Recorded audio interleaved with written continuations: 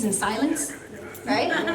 And I have to be honest with you, when I was buying this building, I did it in silence because I didn't think I would be able to do it, to be honest with you. So I said, little old me, no, I don't know, God, take the wheel. So he did, and every step of the way I just said, you know, whatever you think, God, whatever's for us will happen, what's for me will happen, okay? And so today makes a year that I closed on this building, and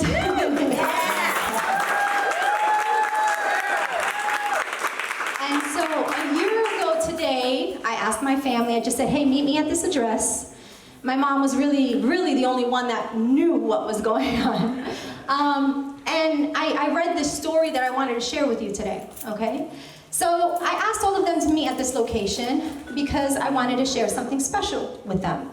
I wanted to go back to my blueprint, my lineage of amazing women, starting with my grandmother, Rosaura Irizarry Pediciel, who decided to help the women of her village in Lajas, Puerto Rico, provide for their families by having them embroider handkerchiefs.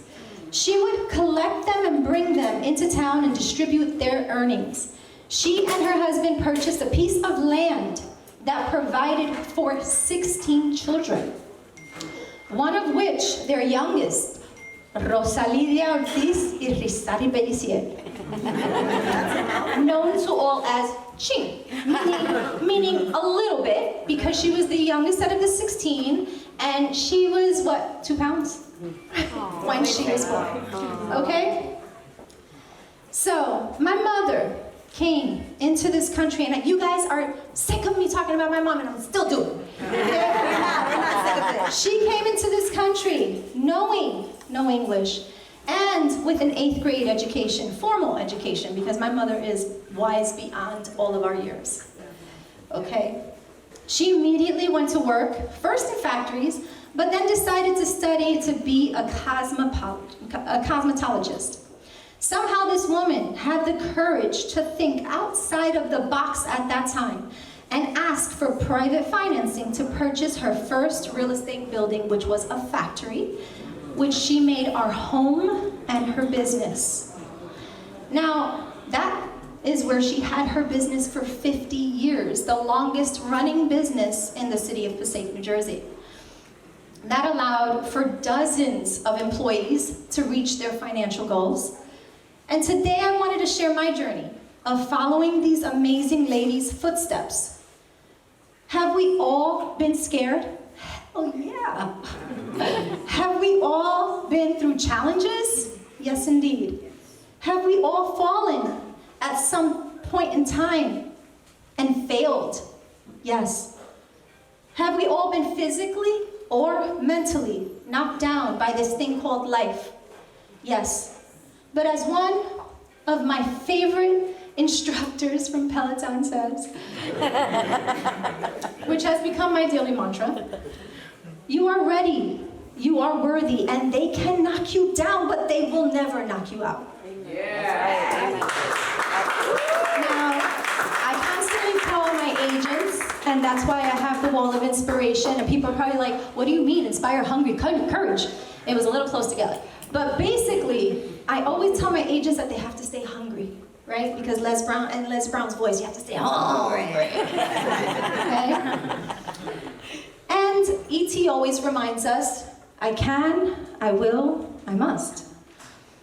Now, Robin Arson said, you have to bend so you don't break. A lot of decisions that you make are not for your present state. I always have the future Jessica in mind. I'm hustling now to save myself later. But life can get in the way sometimes, so it's always important to adapt. The good thing is, as humans, we are so resilient. There are some days when you may not get enough sleep, or something unexpected happens in your life that truly hits you like an uppercut. And that's okay, because being able to bend so we don't break is crucially important. The next time life locks you down to your knees, what decision will you make? Are you going to course correct or throw in the towel? Own that part of your story so it doesn't own you. My coaching process taught me that the goal is to first have no debt, taxes paid, cash flow, and big savings. I entered this building that way. With God first and my family beside me today, I introduce all of you to SGR Enterprises, which is the initials of my boys. Gets me a little emotional. This will not only be the first 12 doors of my children's financial stability, but it will be where I plan to help guide and train numerous agents to be CEOs of their own company. It will be where we, as a brokerage, help many people obtain the American dream of homeownership. I really want to thank you all that stand here with me today, as you're my strength.